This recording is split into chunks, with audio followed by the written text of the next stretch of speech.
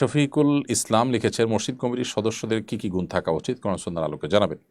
মসজিদের যারা দায়িত্ব পালন করবেন, মসজিদ যারা আবাদ করবেন, মসজিদের রক্ষণাবেক্ষণ করবেন যে কোনো পর্যায়ে, এই শ্রেণীর মানুষদেরকে 4টি গুণে গুণান্বিত হতে হবে। আল্লাহ সুবহানাহু ওয়া তাআলা কোরআনে কারিমে বলেছেন, ইন্নামা ইয়ামুরু মাসাজিদাল্লাহি মান আমানা বিল্লাহি ওয়াল ইয়াউমিল আখির ওয়া আকামাস সালাহ ওয়া আতাজ যাকাহ ওয়া লাম ইয়াখশা ইল্লাল্লাহ।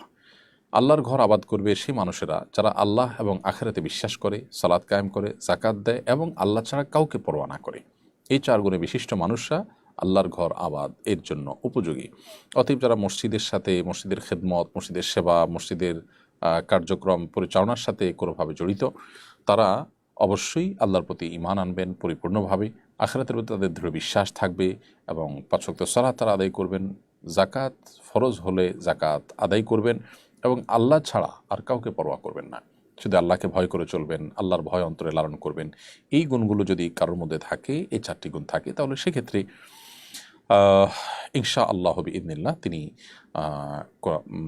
এই আল্লাহর ঘরের যে কোনো মসজিদের খেদমতে তিনি নিয়োজিত হতে পারবেন।